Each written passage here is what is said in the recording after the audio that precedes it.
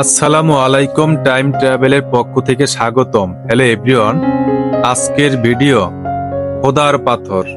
এই খোদার পাথর স্থানীয়দের কাছে দুধ পাথর নামে পরিচিত। এটি বগুড়া জেলার মহাস্থানগড়ে অবস্থিত।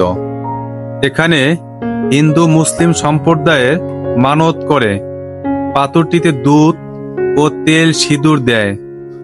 অনেকে আবার বাড়ির গরুর প্রথম দুধ দিলে পাথরে ঢেলে দেয়। অনেকে রোগ মুক্তি কামনা করে এখানে অনেক মানত করেন। হিন্দু ভক্তরা অনেকে পাথরটিকে বরক্ষার বাহন বলে। অনেক সময় কেন এমনটি বলে তা জানা যায়নি। পাথরের উপরে একটি প্রাচীন বটগাছও কালের সাক্ষী হয়ে দাঁড়িয়ে আছে। গাছের তলায় মাঝে মাঝে বাউল সন্ন্যাসীরাও আড্ডায় বসে এবং একতারা বাজিয়েও গান গায়।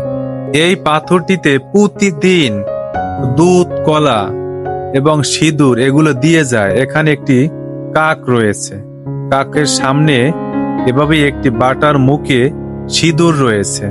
বটগাছের পাশে অনেক বাউলরা এসে বসে আড্ডা জমায়। কিছু কিছু লোক এখনো বসে আছে। বটগাছটা বেশ অনেক বড়। এখানে এক সময় একটি মন্দিরও ছিল। মন্দিরটি কালের গর্ভে বিলীন হয়ে গেছে, হারিয়ে গেছে এখান থেকে। তবে এই যে পাথরটি দেখা যায়, শোনা যায় যে পরশুরাম রাজা এখানে বলি দিতেন। এখানে যে পরশুরাম রাজার রাজত্ব ছিল এটি সত্য। খোদার পাথরে দুধ, কলা দিয়ে যায়, মানত করে।